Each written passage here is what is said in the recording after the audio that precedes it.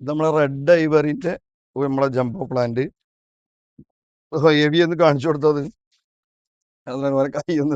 അങ്ങനെ തന്നെ ഇരിക്കുന്നത് എല്ലാം. ഇതിപ്പോ ഷൗക്ക് എത്ര പ്രായമായി കാണും ഈ മരങ്ങളൊക്കെ? ഇതൊക്കെ ഇപ്പൊ 3 വർഷം കഴിഞ്ഞു. 3 വർഷം കഴിഞ്ഞിട്ടുണ്ട്. ഇൻഷാ അല്ലാഹ് അടുത്ത വർഷമൊക്കെ. പിന്നെ നമ്മളിത് ഫ്ലവർ ചെയ്യാൻ വേണ്ടിയിട്ടൊന്നും ചെയ്യുന്നില്ലല്ലോ. ഞങ്ങൾ ഫ്ലവർ ചെയ്യാൻ മെഡിസിനും ഇല്ല. അതുപോലെ തന്നെ പിന്നെ വെള്ളം പോലും കമ്മിയാക്കില്ല. മുളക് തഴുത്ത് വരികയാണ്, ഒന്നായിട്ട് തഴുത്ത് വരുന്നുണ്ടോ.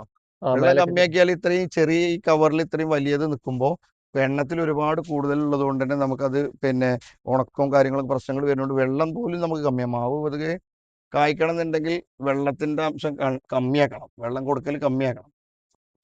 അപ്പൊ ഇത് നമ്മൾ നന്നായിട്ട് മോട്ടർ വെച്ച് നനച്ചുകൊണ്ടിരിക്കുന്നത്. ഇതിന്റെ ചോട്ടിലൊക്കെ വെള്ളം നിൽക്കണമൊക്കെ ഇത്രയും വെള്ളം ഇന്നലെ നനച്ചത് ഇനിയിപ്പോ വരും അടുത്ത്. അതിനകത്ത് നമ്മൾ ഡ്രൈ ചെയ്യുന്നില്ല. അതായത് ഇതിപ്പോ നമ്മൾ കൽക്കത്തന്ന് ഇവിടുന്ന് കൊണ്ടുവരുന്ന പോലെയല്ല, നമ്മുടെ കേരളത്തിനകത്ത് നമ്മൾ ഇവിടെ മലപ്പുറം ജില്ലയിൽ വളർത്തിയ തൈകളാണ്. അതുകൊണ്ട് തന്നെ നമുക്ക് നമ്മുടെ മണ്ണിലേക്ക് സെറ്റ് ആകാൻ എളുപ്പമുണ്ട്. റെഡ് ഐവറിന്റെ വലിയ വലിയ പ്ലാന്റുകൾ ഉണ്ട് കേട്ടോ. ഓരോ വെറൈറ്റി നമുക്ക് മാവുകളുടെ എന്തെല്ലാം വെറൈറ്റി കിട്ടും അതൊക്കെ നമുക്ക് തങ്കയത്തിൽ കിട്ടുക. അത് വലിയ വലിയ സൈസുകളാട്ടോ. ഇങ്ങോട്ടൊക്കെ എല്ലാം ഇതൊക്കെ കുറെ ബുക്ക് ചെയ്ത് പോയതാണ്. ഇപ്പൊ MG അതൊക്കെ എഴുതി കിടക്കുന്നുണ്ടല്ലോ. അതൊക്കെ ഓരോ ആളുകൾ കുറെ ബുക്കിങ്ങും കാര്യങ്ങളൊക്കെ ഉണ്ട്. കയർ കെട്ടിയതും ഒക്കെ അതിനകത്ത്. ഇതൊക്കെ നോക്കാം. ഒന്ന് വണ്ണം കാണിച്ചു കൊടുത്തൊക്കെ.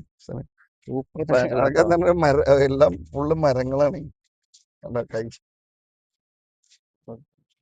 ഈ ബുഷായ ടൈപ്പ് വേണമെങ്കിൽ അതുകൊണ്ട് ഇതിൽ തന്നെ നോക്കാം. ഈ കാണുന്നല്ലേ ഇതുപോലെ ഏത് തരത്തിലുള്ള ഉണ്ട്. അടിപൊളി മരങ്ങൾ ഏതാണ്ട് അതൊക്കെ അടിപൊളി ബുഷ് ആയിട്ടുള്ള മരമാണ്.